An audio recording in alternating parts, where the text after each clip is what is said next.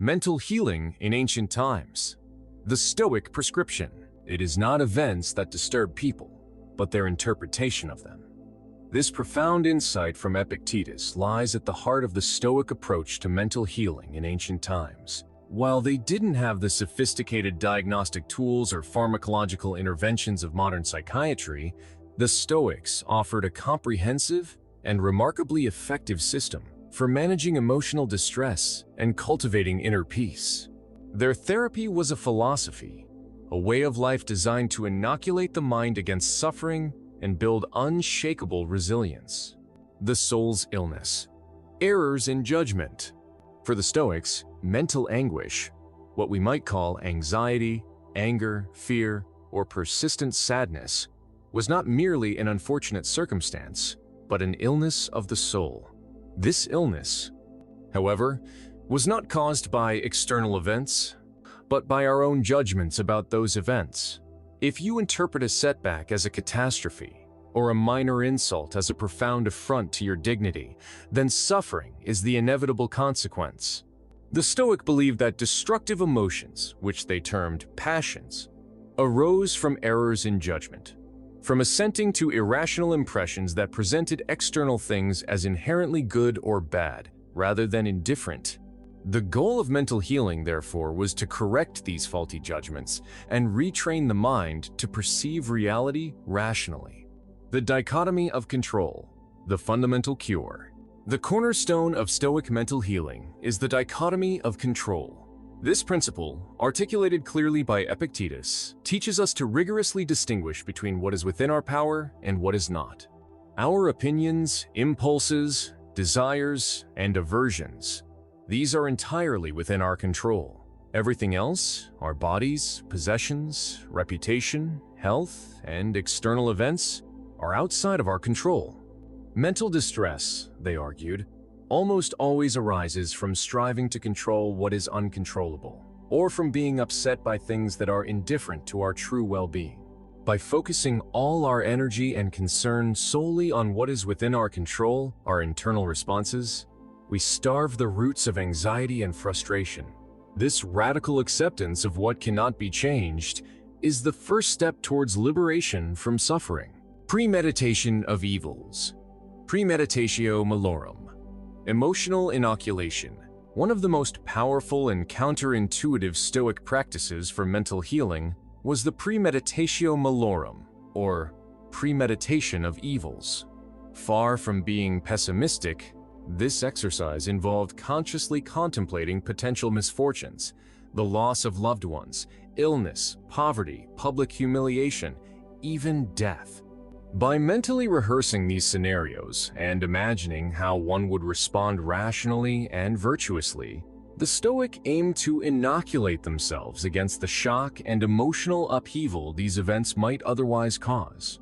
When adversity inevitably struck, the mind had already practiced a rational response, minimizing the initial emotional impact and allowing for a more composed and effective reaction. This proactive mental preparation built profound resilience. Cognitive restructuring and ascent.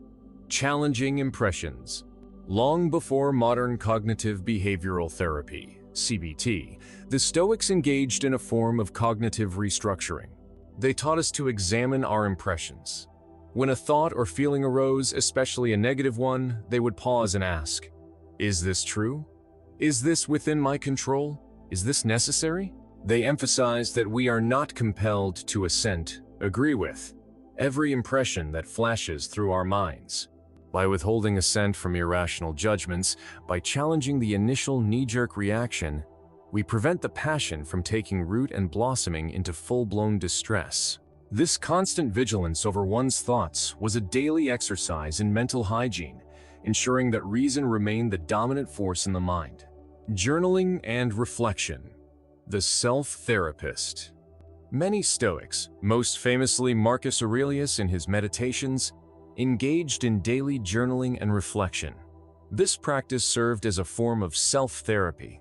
By writing down their thoughts, examining their actions, identifying their errors in judgment, and rehearsing Stoic principles, they gained clarity and reinforced their philosophical training. It was a private space for honest self-assessment, a way to track progress, and a method for consolidating rational thought patterns. This self-dialogue allowed them to process difficult emotions and apply their philosophical tenets to the specific challenges of their lives, without the need for an external therapist. Mindfulness and attention. Prosoche. Living in the present. The Stoics also practiced a form of mindfulness, or prosoche, attention. This involved maintaining constant vigilance over one's thoughts, actions, and the present moment. They understood that anxiety often stems from dwelling on the past or worrying about the future. By bringing one's focus firmly to the here and now, by observing thoughts without attachment, and by acting with intention in the present, they cultivated a sense of calm and control. This continuous awareness prevented the mind from being hijacked by intrusive thoughts or external distractions, keeping it firmly anchored in the realm of reason. Voluntary discomfort. Hardening the soul. Another lesser-known, yet powerful, technique for mental resilience was the practice of voluntary discomfort. This involved deliberately exposing oneself to minor hardships, taking cold baths, wearing simple clothing, eating plain food, or foregoing comforts for a period. The purpose was not self-punishment, but to desensitize oneself to physical discomfort and to prove to oneself that happiness is not dependent on external luxuries. By willingly enduring small hardships, the Stoics strengthened their mind against the shock of involuntary ones, building a robust inner fortress against the slings and arrows of fortune. This practice helped them detach their well-being from externals, fostering a deep sense of inner self-sufficiency. Community and mentorship. Philosophy as a shared pursuit. While much of Stoic practice was intensely personal, it was often pursued within a community.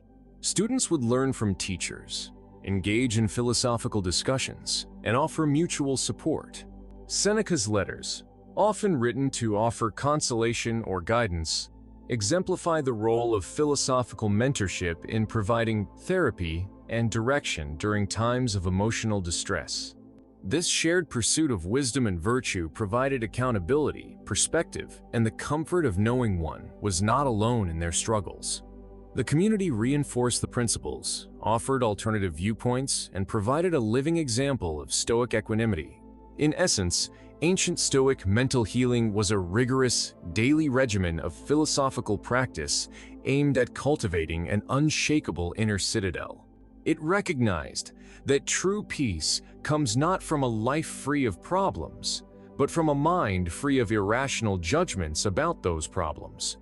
By mastering their perceptions, accepting what is beyond their control, and constantly aligning their actions with reason and virtue, the Stoics offered a timeless prescription for mental well-being that resonates profoundly with modern therapeutic approaches. To learn more about the practical application of Stoic wisdom for mental well-being, check out this video, Stoicism, Ancient Wisdom for Modern Healing. Thanks for watching. Please subscribe, like, comment and share. Thank you.